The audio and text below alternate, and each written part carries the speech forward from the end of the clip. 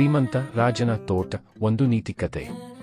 ಒಂದಾನೊಂದು ಕಾಲದಲ್ಲಿ ವಿಶಾಲವಾದ ರಾಜ್ಯವೊಂದರಲ್ಲಿ ಶ್ರೀಮಂತ ರಾಜನೊಬ್ಬ ಆಳುತ್ತಿದ್ದ. ಆತನಿಗೆ ತನ್ನ ಸಂಪತ್ತಿನ ಬಗ್ಗೆ ಅಪಾರ ಹೆಮ್ಮೆಯಿತ್ತು. ಆದರೆ ಆತನಿಗೆ ಎಲ್ಲಕ್ಕಿಂತ ಹೆಚ್ಚಿನ ಹೆಮ್ಮೆಯನ್ನು ತಂದುಕೊಡುತ್ತಿದ್ದದ್ದು ಆತನ ಅರಮನೆಯ ಸುತ್ತಲಿನ ವಿಶಾಲವಾದ ಸುಂದರವಾದ ತೋಟವಾಗಿತ್ತು. ಈ ತೋಟವು ವಿಶ್ವದಾದ್ಯಂತದಿಂದ ಸಂಗ್ರಹಿಸಿದ ವಿವಿಧ ಜಾತಿಯ ಹೂವುಗಳಿಂದ, ವಿಶೇಷವಾದ ಮರಗಳಿಂದ ಮತ್ತು ಅಪರೂಪದ ಹಣ್ಣಿನ ಗಿಡಗಳಿಂದ ಕಂಗೊಳಿಸುತ್ತಿತ್ತು. ರಾಜನಿಗೆ ತನ್ನ ತೋಟವನ್ನು ತೋರಿಸಿಕೊಂಡು ಜನರಿಂದ ಮೆಚ್ಚುಗೆ ಪಡೆಯುವುದು ಅತೀವ ಖುಷಿಯ ವಿಷಯವಾಗಿತ್ತು. ಆದರೆ ಈ ಕಥೆಯು ಕೇವಲ ತೋಟದ ಸೌಂದರ್ಯದ ಬಗ್ಗೆ ಅಲ್ಲ, ಬದಲಿಗೆ ಒಂದು ಮಹತ್ವದ ನೀತಿಯನ್ನು ಒಳಗೊಂಡಿದೆ. ತೋಟದ ಹೆಮ್ಮೆ. ರಾಜನ ತೋಟಕ್ಕೆ ದೇಶದಾದ್ಯಂತ ಖ್ಯಾತಿಯಿತ್ತು. ದೂರದ ದೇಶಗಳಿಂದ ಬಂದವರು ಕೂಡ ಈ ತೋಟದ ಸೌಂದರ್ಯವನ್ನು ಕಣ್ಣಾರೆ ಕಾಣಲು ಬಯಸುತ್ತಿದ್ದರು.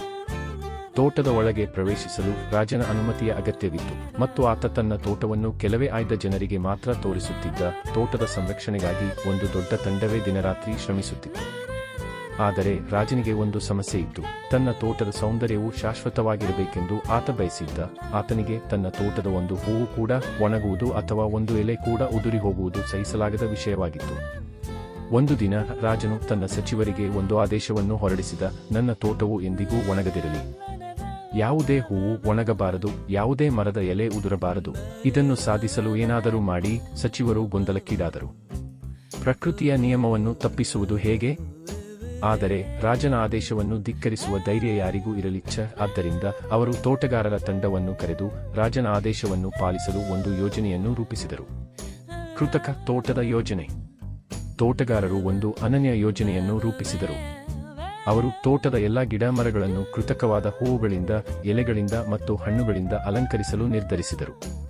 ಇದಕ್ಕಾಗಿ ಅವರು ಚಿನ್ನ, ಬೆಳ್ಳಿ, ರತ್ನಗಳು ಮತ್ತು ರೇಷ್ಮೆಯಂತಹ ವಸ್ತುಗಳನ್ನು ಬಳಸಿದರು. ಒಣಗದ, ಉದುರದ ಕೃತಕ ಹೂವುಗಳನ್ನು ಗಿಡಗಳಿಗೆ ಅಂಟಿಸಲಾಯಿತು ಮತ್ತು ಕೃತಕ ಎಲೆಗಳನ್ನು ಮರಗಳಿಗೆ ಜೋಡಿಸಲಾಯಿತು. ಕೆಲವೇ ದಿನಗಳಲ್ಲಿ ತೋಟವು ಮೊದಲಿಗಿಂತಲೂ ಜಾಸ್ತಿ ಕಾಂತಿಯಿಂದ ಕಂಗೊಳಿಸಿತು. ಚಿನ್ನದ ಎಲೆಗಳು, ಬೆಳ್ಳಿಯ ಹೂವುಗಳು, ರತ್ನಗಳಿಂದ ಕೂಡಿದ ಹಣ್ಣುಗಳು ತೋಟಕ್ಕೆ ಒಂದು ಅಪೂರ್ವ ಸೌಂದರ್ಯವನ್ನು ತಂದವು. ರಾಜನು ತನ್ನ ತೋಟವನ್ನು ಕಂಡು ರೋಮಾಂಚನಗೊಂಡ. ಇದೀಗ ನನ್ನ ತೋಟ ಶಾಶ್ವತವಾಗಿರುತ್ತದೆ ಎಂದು ಆತ ಘೋಷಿಸಿದ. ಜನರ ಪ್ರತಿಕ್ರಿಯೆ. ರಾಜನು ತನ್ನ ಕೃತಕ ತೋಟವನ್ನು ತೋರಿಸಲು ಜನರನ್ನು ಆಹ್ವಾನಿಸಿದ. ದೂರದ ದೇಶಗಳಿಂದ ಬಂದವರು ತೋಟದ ಕಾಂತಿಯನ್ನು ಕಂಡು ಮಂತ್ರಮುಗ್ಧರಾದರು. ಆದರೆ ಕೆಲವೇ ದಿನಗಳಲ್ಲಿ ಜನರ ಮೆಚ್ಚುಗೆಯ ಧ್ವನಿಗಳು ಕಡಿಮೆಯಾಗತೊಡಗಿದವು. ತೋಟವು ಸುಂದರವಾಗಿತ್ತು, ಆದರೆ ಅದರಲ್ಲಿ ಜೀವವಿರಲಿಲ್ಲ. ಹೂವುಗಳಿಗೆ ಸುಗಂಧವಿರಲಿಲ್ಲ, ಮರಗಳಲ್ಲಿ ಪಕ್ಷಿಗಳು ಕೂಗುತ್ತಿರಲಿಲ್ಲ, ಗಾಳಿಯಲ್ಲಿ ಎಲೆಗಳ ಶಬ್ದವಿರಲಿಲ್ಲ. ತೋಟವು ಒಂದು ಸುಂದರವಾದ ಚಿತ್ರದಂತೆ ಕಾಣುತ್ತಿತ್ತು, ಆದರೆ ಅದರಲ್ಲಿ ಜೀವಂತಿಕೆ ಇರಲಿಲ್ಲ. ಜನರು ತಮ್ಮ ನಿರಾಸೆಯನ್ನು ರಾಜನಿಗೆ ತಿಳಿಸಲು ಹಿಂಜರಿದರು, ಆದರೆ ಅವರ ಮೌನವೇ ಎಲ್ಲವನ್ನೂ ಹೇಳಿತು. ಜ್ಞಾನಿಯ ಆಗಮನ. ಒಂದು ದಿನ ಒಬ್ಬ ಜ್ಞಾನಿಯು ರಾಜನ ಅರಮನೆಗೆ ಭೇಟಿ ನೀಡಿದ. ರಾಜನು ತನ್ನ ಕೃತಕ ತೋಟವನ್ನು ಜ್ಞಾನಿಗೆ ತೋರಿಸಿದ. ಜ್ಞಾನಿಯು ತೋಟವನ್ನು ಎಲ್ಲೆಡೆ ಗಮನವಿಟ್ಟು ನೋಡಿದ. ಆತ ಒಂದು ಚಿನ್ನದ ಎಲೆಯನ್ನು ತೆಗೆದು ಅದನ್ನು ತನ್ನ ಕೈಯಲ್ಲಿ ತಿರುಗಿಸಿದ. ಆತನ ಮುಖದಲ್ಲಿ ಒಂದು ಸೂಕ್ಷ್ಮವಾದ ನಗು ಕಾಣಿಸಿತು. ರಾಜನೇ, ಈ ತೋಟವು ಸುಂದರವಾಗಿದೆ, ಆದರೆ ಇದರಲ್ಲಿ ಜೀವವಿಲ್ಲ. ಇದು ಕೇವಲ ಒಂದು ಶಿಲ್ಪದಂತಿದೆ.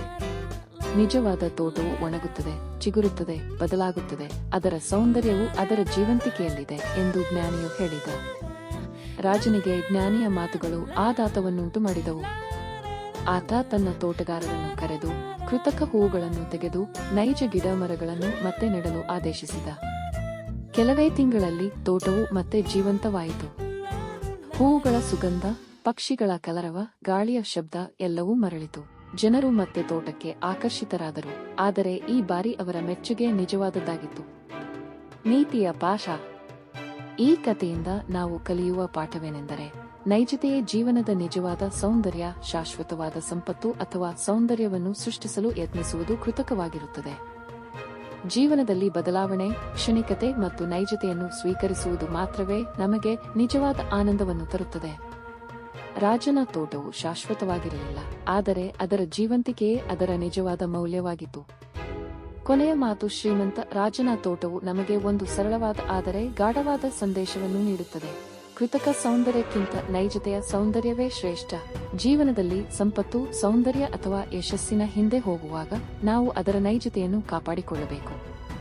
ಇದು ನಮ್ಮ ಜೀವನಕ್ಕೆ ಒಂದು ಆಳ